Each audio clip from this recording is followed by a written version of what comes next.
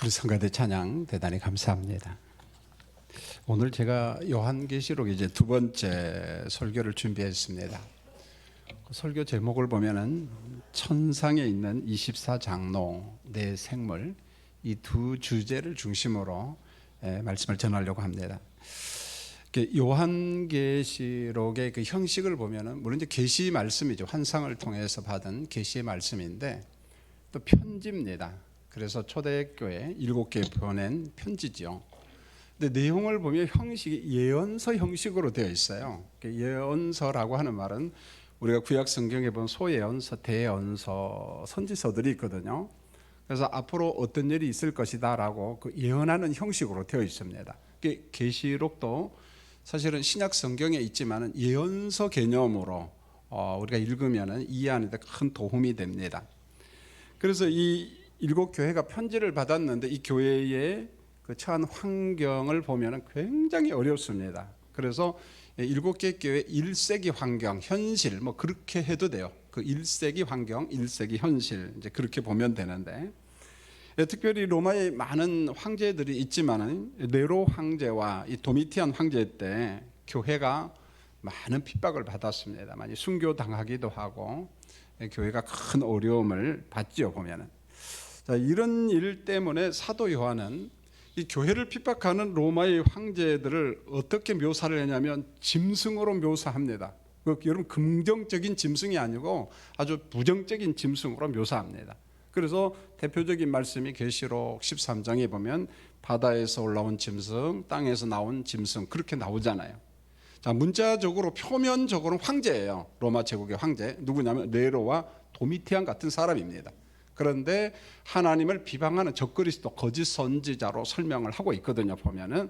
그래서 짐승의 표를 받는 자와 받지 않는 자의 차이점에 대해서 계시록 13장 16절 18절에서 이야기를 합니다. 그러니까 짐승의 표를 받지 말라 그런 말이죠. 황제 숭배를 거부하라.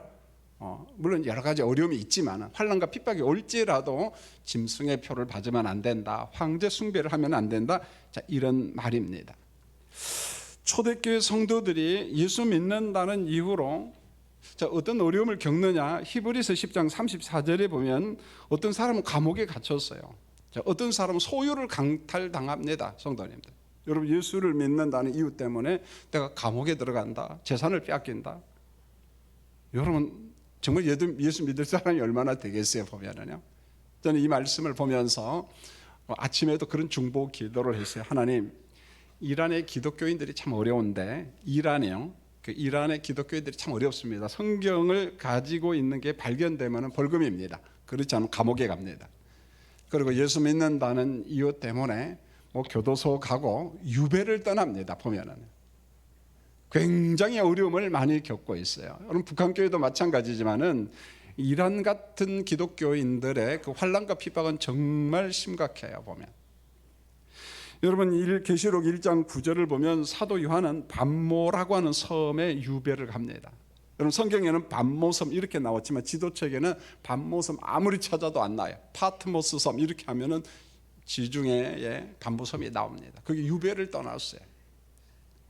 계시록 2장 13절을 보세요. 버가모 교회 지도자인 안디바는 황제 숭배를 거부했다고 해서 죽임을 당했어요. 순교를 당했습니다. 자, 성도님들, 계시록 설교와 함께 한번 우리 신앙을 조금은 추상적이지만 점검해 봤으면 좋겠어요.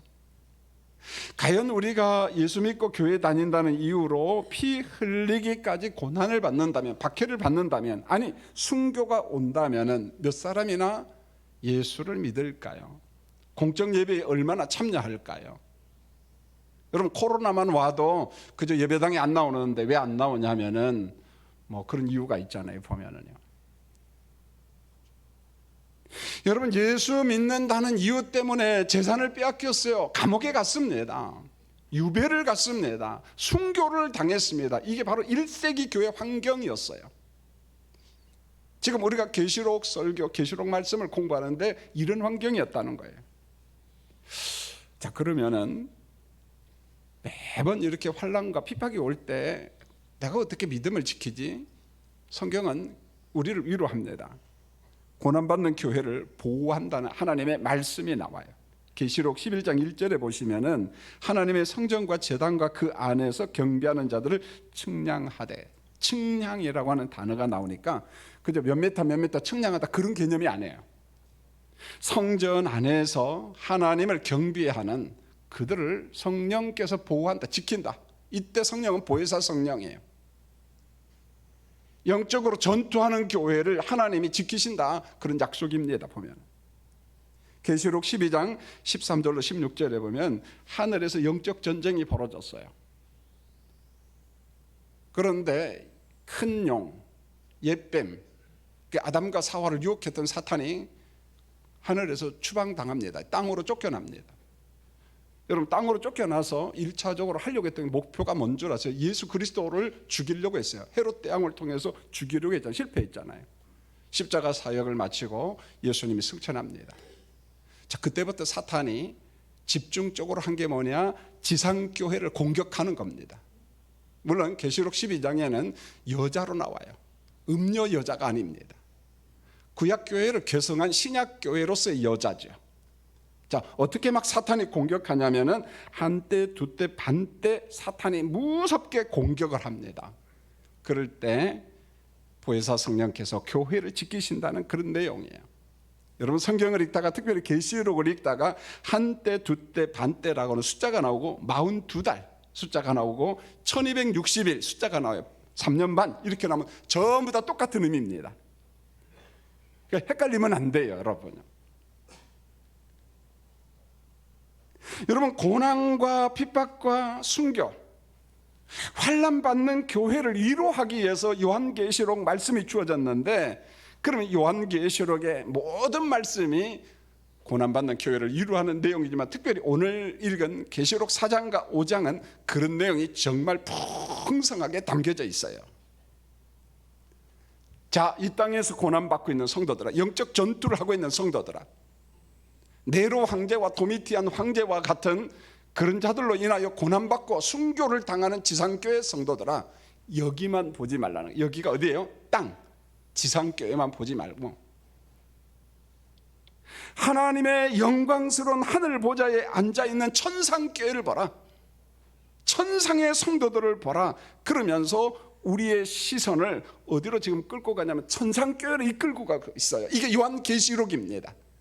자, 이 땅만 보지 말고 천상을 봐라, 저기를 바라보라. 여러분, 사도 바울은 인침받은 성도들이 거하는 곳을 아주 명확하게 말씀했는데 공간 초월 개념으로 사도 바울도 이야기합니다. 사도 요한도 이야기를 합니다. 자, 여러분, 에베소서 2장 5절로 6절을 같이 한번 읽겠습니다. 자, 말씀을 자세히 한번 읽어보죠. 시작. 허물로 죽은 우리를 그리스도와 함께 살리셨고 너희는 은혜로 구원을 받은 것이라. 또 함께 일으키사 그리스도 예수 안에서 함께 하늘에 앉히시니.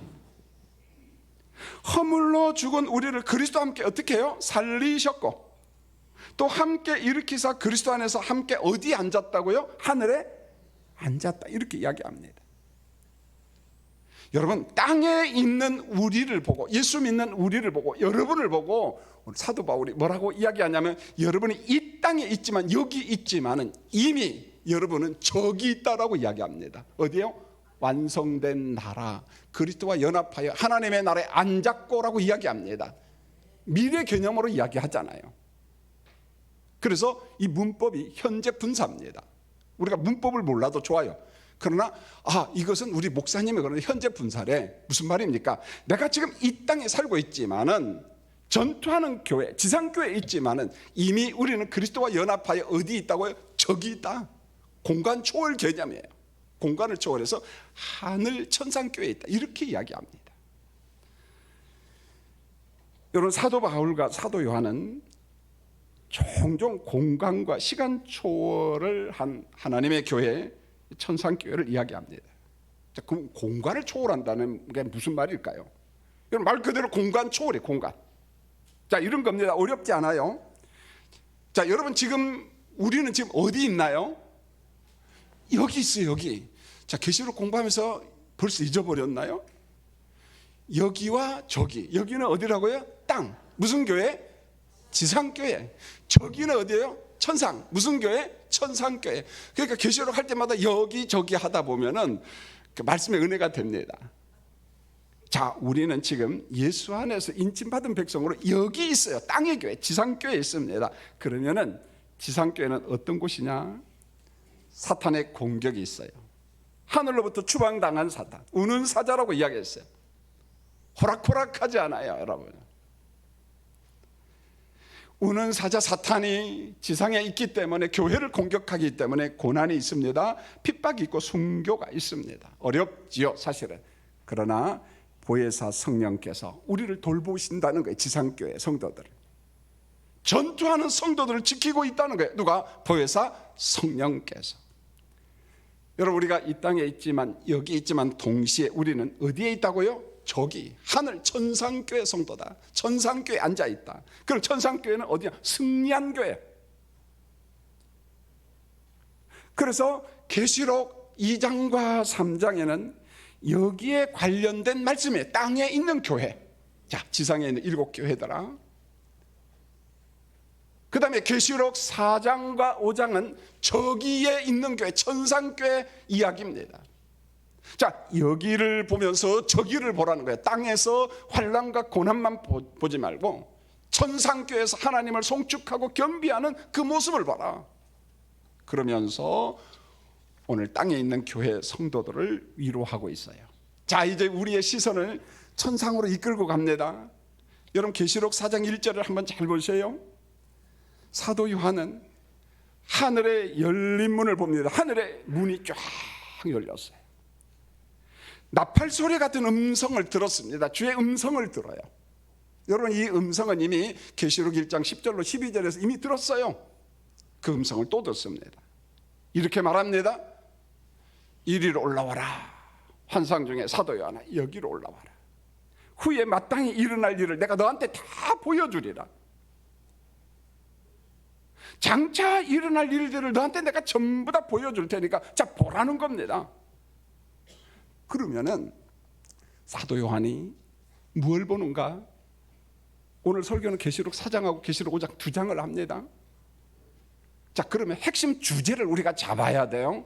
자, 계시록 4장은 이런 겁니다. 만물을 창조하신 하나님을 강조합니다. 보좌에 앉으신 하나님을 강조해요. 만물을 창조하신 하나님, 그걸 잡으세요. 그래서 4장 2절을 보세요. 보좌에 앉으신 하나님.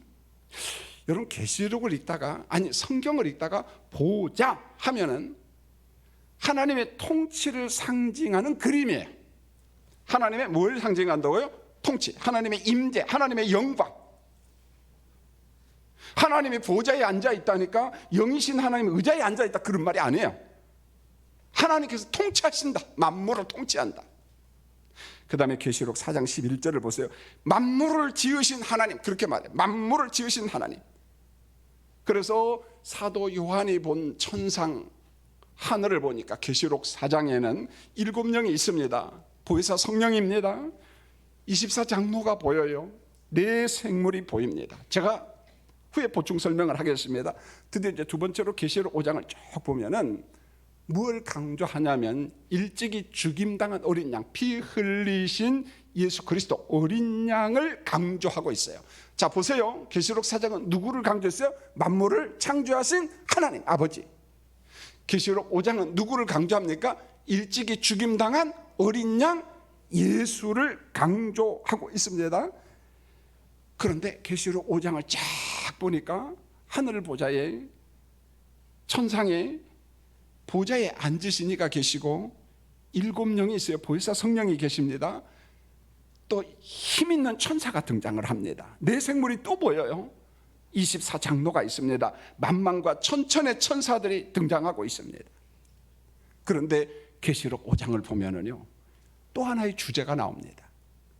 누가 임봉한 두루마리를 뗄 수 있느냐? 보좌에 앉으신 이가 두루마리를 딱 가지고 있는데 인으로 딱 봉해 있어요. 아무도 볼 수가 없습니다. 사도 요한이 그걸 보면서 누가 임봉한 두루마리를 뗄 수 있느냐? 사방을 둘러봐도 뗄 만한 자가 없습니다. 사도 요한이 엉엉 울어버렸어요. 통곡하며 울어버렸습니다. 하나님의 말씀을 알아야 되는데, 두루마리에 뭐가 있는지 알긴 알아야 되겠는데 저걸 뗄 자가 없는 겁니다. 애통하면서 울었어요. 여러분 한번 물어보겠습니다. 말씀을 읽다가 깨달음이 없어서 답답해서 막 힘들어한 적이 있습니까? 모르면 그냥 넘어가지. 여기는 얘가 나오네요. 참 훌륭하십니다. 여러분 말씀에 대한 반응이 있느냐는 게, 감정의 반응이 있느냐. 오늘 사도 요한은 두루마리 말씀을 깨닫지 못하다 뗄 수 없다 울어버렸습니다. 엉엉 울었어요. 믿음의 연수가 20년, 30년, 50년, 그 자랑이 뭡니까? 말씀에 대한 깨달음이 얼마나 있느냐는 거죠. 교회 다닌 연수 좋지요.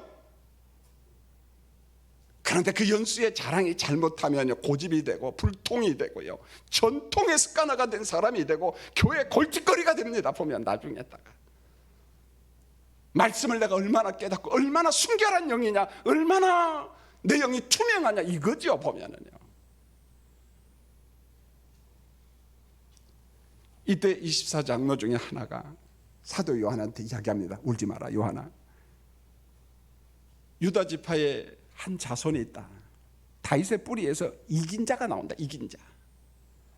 일찍이 죽임당한 어린 양 예수님이 그 임봉한 두루마리를 다 뗄 거다라고 24장로 중에 한 자가 사도 요한한테 이야기를 합니다.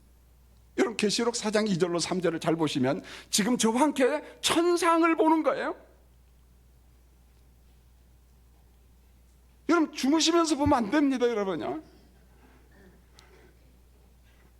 자, 하늘에 보좌가 있고 그 보좌에 앉은 이는 누구냐? 하나님이에요. 보좌에 앉으신 이가 있어요. 그런데 보좌에 앉으신 이의 모양이 나와요. 모양이 이렇게 말합니다. 보좌에 앉으신 이의 모양은 벽옥과 홍보석 같고, 보석으로 설명합니다. 또 무지개가 있어 보좌에 둘렀는데 그 모양이 녹보석 같더라, 이렇게 말했어요. 뭐뭐뭐 같더라. 여기에서 제가 전자에 이야기한 것처럼 조심할 게 하나 있습니다. 하나님은 영이신 하나님이에요. 형상으로 존재해요? No. 영이신 하나님. 하나님께서 땅 위에 혹은 어디에든지 형상을 만들라 만들지 말라. 만들면 우상 숭배예요. 왜요? 하나님은 영이시기 때문에 형상으로 존재하지 않아요. 우상 숭배하면 안 됩니다, 여러분. 그런데 영이신 하나님을 보좌 이야기하니까 보좌에 앉으신 임금님으로, 왕으로 생각하면 잘못 생각한 거예요, 여러분요. 영이신 하나님이 무슨 보좌에 앉아 있어요? 그러면은 목사님 그랬잖아요. 보좌에 앉은 이가 있다고 했는데 그럼 뭔 말입니까 이게?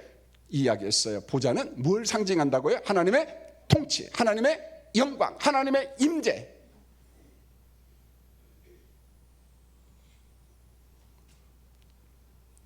여러분 보좌는 바로 하나님의 영광과 임재와 통치를 상징하는 그림 언어예요. 그림 언어. 이 말씀을 받는 자들이 이해하도록 설명한 겁니다. 계시록 21장을 보면은 거룩한 성 새 예루살렘을 쫙 설명하면서 보석 이름이 쫙 나오고요, 진주 이름이 나옵니다. 하나님의 나라 거룩한 성을 설명을 하면서 어떤 모티브를 가지고 설명을 하냐, 어떤 형식을 가지고, 형식, 어떤 모티브, 그게 뭐냐? 진주, 보석, 그걸 가지고 하나님의 존재, 거룩한 성, 그걸 설명하고 있는 거예요. 상징 언어예요. 그림 언어입니다. 그러니까 여러분들이 내가 천당에 갔는데 막 거기 막 이런 보석도 있다, 저런 보석도 있다, 그걸 믿어야 될까요? 안 믿어야 될까요? 계시록은 상징 언어예요. 그런데 실제로 그렇게 있다라고 이야기하면은요, 그 거짓말입니다, 여러분요. 그래서 목회자가 필요한 거예요.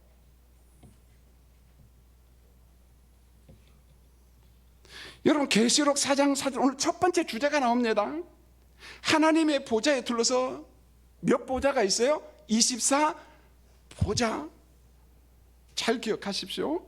그 보좌에 24장로, 24장로들이 흰 옷을 입고 머리에 금관을 쓰고 앉아 있습니다. 여러분 계시록에서 보좌나 금관은 통치를 상징하는 그림 언어라고 이야기했어요. 통치를 상징해요. 여러분 보좌에 24장로가 앉아 있는데 흰 옷을 입고 금관을 쓰고 보좌에 앉아 있다, 이게 무슨 말입니까? 24장로들이 하나님의 통치에 가담했다는 거예요. 하나님의 통치에 함께 동참했다는 말입니다. 24장로가 하나님의 통치 사역에 동참을 해요. 자, 문제는 24가 무슨 말이야? 여러분, 24는요 구약에서 가져온 차용해온 숫자입니다. 성경을 읽어보세요. 제사장 24반열, 24반차, 레이지파 이런 게 나오잖아요. 그 다음에 우리가 잘 아는 것처럼 구약 이스라엘이 몇 지파로 구성되어 있나요? 12지파. 신약의 사도는 몇 사도예요? 12사도잖아요. 12제자입니다. 이런 숫자를 다 가지고 왔어요. 차용한 겁니다. 보면은. 그러면은 24장로라는 그 숫자는 의미가 있겠지요. 이런 겁니다. 처음 12는요 구약의 모든 백성들을 상징합니다. 그 다음 12는 신약의 모든 백성들. 그럼 24는 정답이 나왔네요. 하나님의 백성 모두입니다. 24장로가 상징하는 의미는 뭐냐? 24장로 하나님의 공동체, 하나님의 백성들, 인침받은 백성들의 많음에 대한 설명이에요. 하나님의 인침받은 거룩한 백성이 엄청나게 많다는 상징적 숫자입니다. 문제는 그 다음이에요. 자, 24장로 하니까 이게 장로니까 사람일까 아니면 천사일까? 저만 헷갈리는 것이 아니라 신학자도 헷갈려요. 정리합니다. 24장로 그룹은 사람인가 천사적 존재인가? 사람 형태로 묘사된 천사적 존재입니다. 잘 기억하십시오.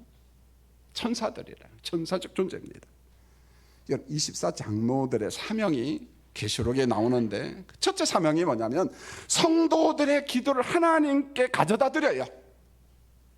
여러분, 내가 기도하면은 보좌 앞에 나아가 기도할 때 하나님께서 다 받으시죠. 흠양하시죠. 그런데 거기에는 부리는 영들의 섬김이 있어요. 천사들이 우리의 기도를 다 가지고 하나님께 갖다 드립니다. 여러분, 계시록 8장 1절로 3절, 4절, 5절을 한번 보세요. 7째 인을 딱 띄니까 반 시간 동안 고요했어요. 반 시간 동안, 짧은 시간이에요. 이게 무슨 말일까요? 이에 대한 정답이 오늘 계시록 4장과 5장에 있어요. 24장로와 네 생물과 천천과 만만의 천사들이 하나님을 경배합니다. 찬양합니다. 막 찬양을 합니다. 이때 하나님께서 말씀합니다. 지상의 내 백성들이, 전투하는 영적 성도들이 환난과 핍박 중에서 지금 기도하고 있어요. 내 백성들이 기도하는 것을 내가 집중해서 듣고 싶다. 자, 내 생물과 24장로야, 천천과 만만의 천사들아, 찬송 잠시만 중단하라는 거예요. 왜요? 기도하는 내 백성들의 기도를 내가 듣겠다는 겁니다. 찬양 소리 때문에 하나님께서 기도를 못 듣나요? 아니요, 들어요. 그럼에도 불구하고 뭘 강조합니까? 보좌에 계신 하나님께서 땅에서 고난받는 성도들, 환난과 핍박 중에 있는 성도들, 원수마귀하고 싸우고 있는 성도들, 순교당하는 성도들의 그 애끓는 기도를 내가 듣겠다는 겁니다. 여러분요. 여러분 기억하십시오. 기도할 때 여러분 혼자 외롭게 기도하는 게 아니에요. 보좌에 앉으신 하나님이 우리 기도를 집중해서 듣고 계세요. 보고 계십니다. 허공치는 기도가 아니라는 거예요. 두 번째, 24장로가 하는 일이 뭘까요? 어린 양 예수님을 찬양합니다. 경배합니다. 여러분, 24장로가 하는 역할이 또 뭔 줄 아세요? 보좌에 계신 하나님의 뜻을 전달합니다. 하나님의 뜻을 전달합니다. 동시에 하나님의 뜻을 해석해서 가르쳐 줄 때가 참 많아요. 계시록을 읽다 보면은 사도 요한도 천사의 음성을 듣고 하나님의 음성을 들었는데 뭔 말인지 전혀 몰라요. 물어봅니다. 이게 무슨 뜻인가요? 가르쳐줘요. 해석해 줍니다. 24장로의 역할이 바로 그거라는 거예요. 여러분, 천상에 있는 24장로가 주는 위로가 있고 격려가 있는데 이런 겁니다. 땅에 여기에 교회가 있듯이 하늘 저기에 뭐가 있다는 거예요? 천상 교회가 있다는 거예요. 자, 전부 다 저를 보세요. 여기에 뭐가 있다고요? 교회가 있어요. 땅에 뭐가 있습니까? 지상 교회가 있어요. 천상에도 뭐가 있다는 거예요? 천상 교회가 있다는 말입니다. 여러분, 24장로는 인침받은 14만 4천 명이에요. 셀 수 없는 무리입니다. 이긴 자들입니다. 모두 다 동일한 상징수입니다. 14만 4천 셀 수 없는 무리 이긴 자 다 똑같은 의미예요. 계시록에서 강조하는 것 전부 다 같은 의미입니다. 그 다음에 보십시오. 계시록 4장 5절에 보면은 보좌로부터 번개와 음성과 우레소리가 나고 보좌 앞에 켠 등불 7이 있으니 이는 하나님의 7영이라. 그럼 7영이 뭔가? 보충 설명이 계시록 5장 6절에 나옵니다. 온 땅에 보냄받은 하나님의 7영. 하나님의 7영 보혜사 성령이 온 땅에 보냄을 받았다는 거예요. 온 땅에 보냄을 받았어요. 여러분 사도 요한이 그런 설교를 참 맞이하잖아요.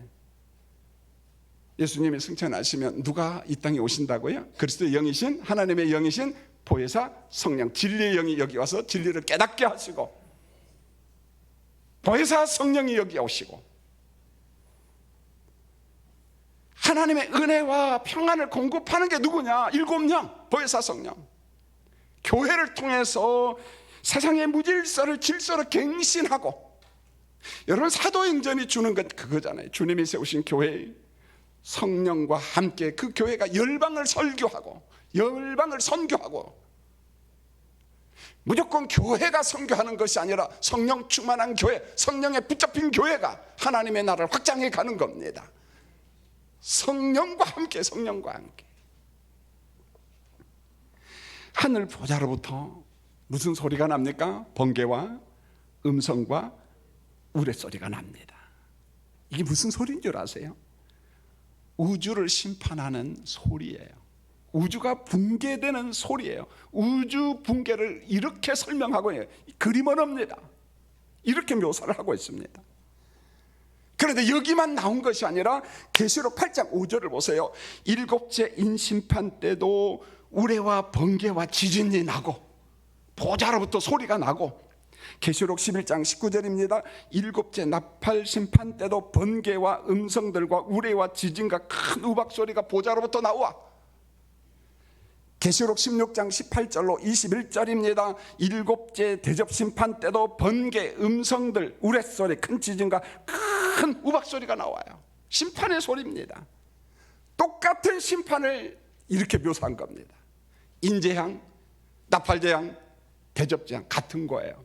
그런데 최후 심판, 최종 심판을 강조하기 위해서 지진이 나옵니다. 우박이 등장합니다. 중요한 건 이겁니다.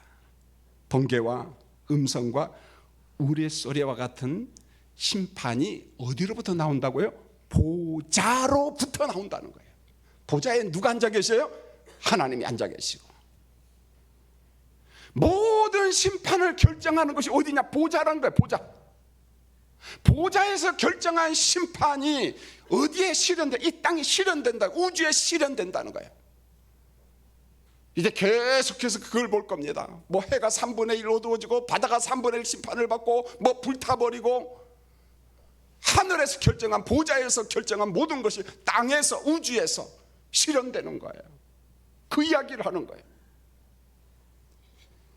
여러분 마태복음 6장 10절이 이 말씀이에요. 여러분 기도하시잖아요. 예수님이 가르쳐 주신 주기도문, 뜻이 하늘에서 이루어진 것처럼 어디에서 이루어지기를 기도합니까?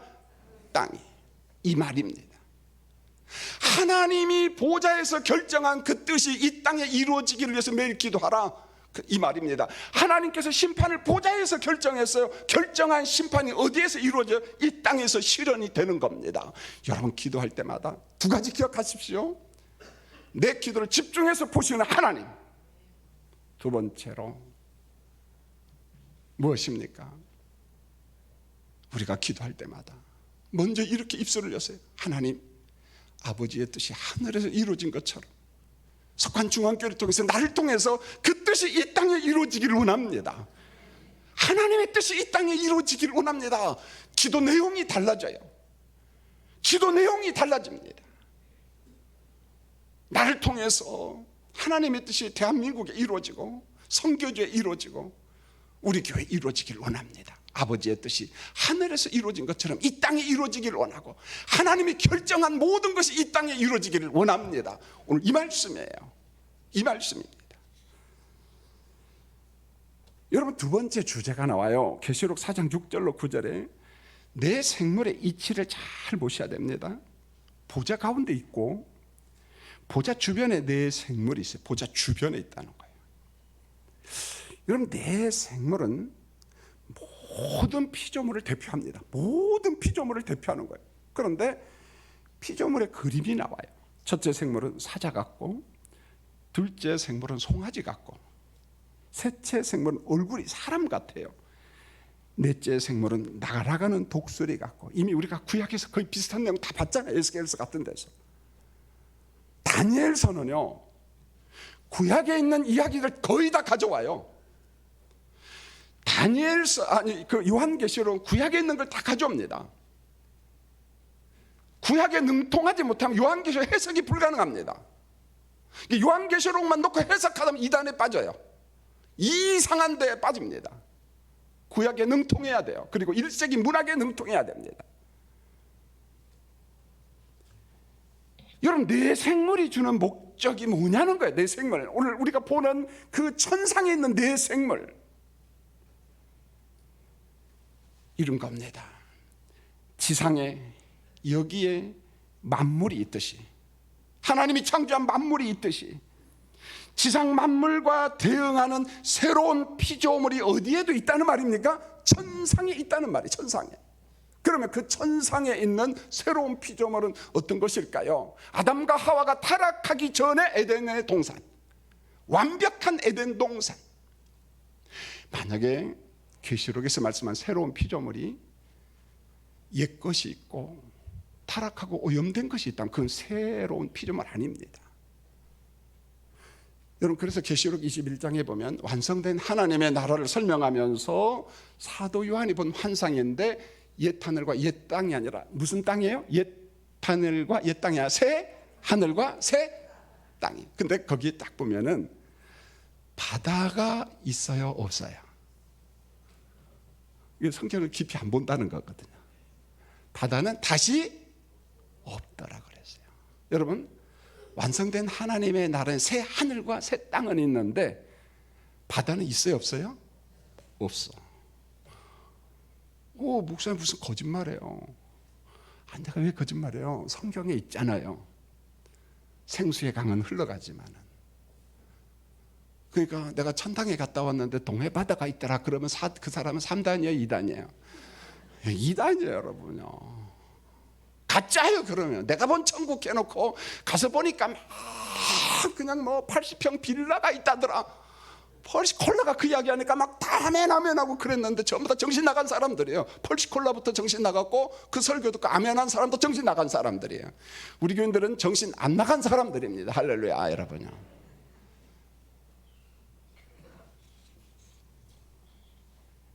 여러분, 내 생물과 24장로가 지금 의미는 똑같아요. 땅에 교회가 있듯이 천상에 교회가 있고, 땅에 만물이 있듯이 천상에 새로운 피조물이 있다는 거예요. 그런데 보좌 주변에 피조물을 대표하는 내 생물이 있는데, 내 생물의 그림을 잘 보면 좀 끔찍합니다. 앞뒤로 다 뭐가 있어요? 눈이 가득해요. 여러분 한번 생각해 보세요. 저를 보시고요. 제가 여기 눈이 2개 있잖아요. 근데 눈이 막 여기도 있어요. 눈이 막 여기도 있어요. 그럼 징그러워요, 안 징그러워요? 징그럽죠. 그런 내용일까요? 뭘까요? 하나님은 모든 피조물 가운데서 모든 것을 살피시는 전능자, 모든 것을 통치하시는 분, 통치 속에 심판도 포함됐습니다. 내 생물이 주는, 내 생물의 눈이 주는 말씀이잖아요. 그런데 이사야 선지자가 봤던 그 환상을 그대로 또 가져옵니다. 계시록 4장 8절로 6절에 6날개를 가진 내 생물이 하나님을 경배해. 6날개를 가진. 그 다음에 보세요. 계시록 4장 10절로 11절 24장로들이 하나님을 찬양합니다. 계시록 5장 8절로 14절 24장로와 내 생물이 합동하여 어린 양을 찬양합니다. 핵심이 뭡니까? 어린 양. 일찍이 죽임당한 어린 양. 자신의 보혈로 우리를 사서 핏값을 주고 우리를 사서 하나님 앞에 드린 어린 양을 송축하고 있습니다. 하늘 보좌에 있는 모든 존재가. 여러분, 사망과 저주에 빠진 우리를 어린 양 예수가 건져냈어요. 그 예수를, 그 어린 양을 모두가 송축하고 있습니다. 그렇다면 오늘 말씀이 주는 결론이 뭡니까? 땅에 있는 교회와 천상에 있는 교회가 해야 될 최고의 기쁨과 최고의 자랑이 뭔 줄 아세요? 날 건져주시고 날 사망에서 건져주신 예수 그리스도를 송축하는 거예요. 찬양하는 겁니다. 경배하는 겁니다. 여러분 확인해 보시죠. 조금 전에 예배 드리기 전까지 여러분 어떻게 찬양했나요? 찬양합시다. 그러니까 입을 열긴 열었어요. 뻥긋뻥긋하고요. 아예 입 닫아요. 몇 년간 그랬습니까? 초신자는 거의 안 그래요. 알려고 노력합니다. 20년 30년 된 사람 난 안다 그래요. 교만한 거죠. 어린 양 예수 소리들은 언제 울어봤어요? 여러분 언제 웃었습니까? 언제 감격이 있습니까? 도대체 여러분 예수 믿는 사람 맞습니까? 오늘 성경을 보세요. 보좌에 앉으신 아버지, 나를 위해서 피 흘려 죽으신 예수 그리스도, 날 도우시는 성령, 그분께 24장로가 찬양합니다. 내 생물이 찬양합니다. 천천만만의 천사들이 찬양합니다. 그럼 우리가 이 땅에서 해야 될 일이 뭐는가요? 날 구원하신 주님을 찬양하는 길밖에 없잖아요. 여러분 부탁드립니다. 이 시간 예배 이후에 찬양할 때 제발 좀 입술 좀 열으십시오. 마음속 깊은 곳에서 그리스도를 묵상하면서 감사하고 감격하는 우리 교인들이 되기를 예수님의 이름으로 축원을 드립니다. 기도하겠습니다. 하나님, 도대체 믿음의 연수를 자랑하는데 30년 50년 결과가 뭡니까? 전통이나 자랑하고 습관이나 자랑하고 예수 십자가 소리도 들어도 울어본 적이 없어요. 감사도 없어요. 감격도 없습니다. 도대체 뭐가 잘못됐습니까? 이게 내 모습이고 이게 한국교회 모습이잖아요. 성령이여, 이제 내 영적 상태를 보고 슬퍼하게 하시고 하나님 앞에 울게 하시고 우리 심령이 열려서 하나님을 송축하는 거룩한 백성들이 되게 도와 주시옵소서. 예수님의 이름으로 기도합니다. 아멘.